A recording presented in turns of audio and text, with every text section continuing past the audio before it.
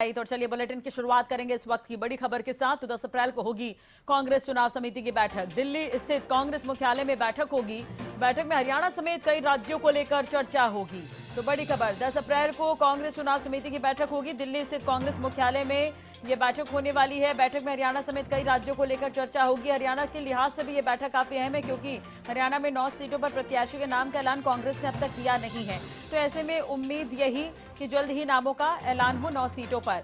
हालांकि 10 अप्रैल को ये महत्वपूर्ण बैठक होनी है, कांग्रेस चुनाव समिति की बैठक होनी है। देखने वाली बात होगी कि क्या कुछ खास इस बैठक में रहता है।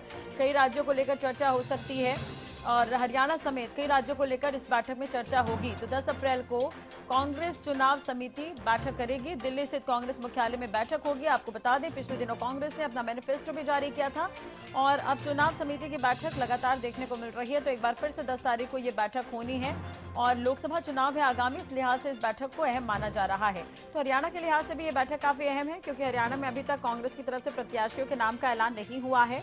आपको बता दें कि हरियाणा में कांग्रेस और आम आदमी पार्टी मिलकर चुनाव लड़ रही है। 1 सीट आम आदमी पार्टी के पास है, 9 सीट कांग्रेस के पास है। दिल्ली से अपराजिता हमारे साथ जुड़ गई हैं। अपराजिता, 10 अप्रैल को ये बैठक होनी है, इस बैठक को लेकर जानकारी, कांग्रेस चुनाव समिति बैठक करेगी।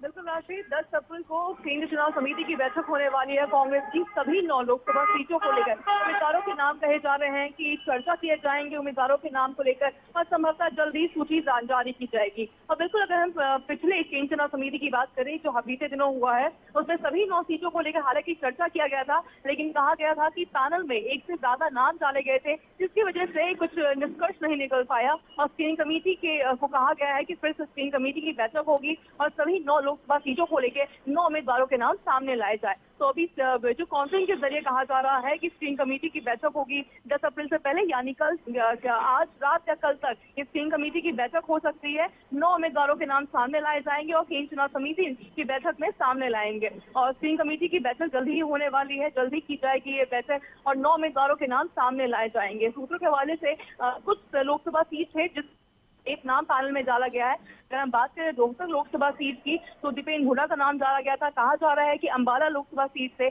कुमारी सैलजा लोकसभा चुनाव लड़ती हुई नजर।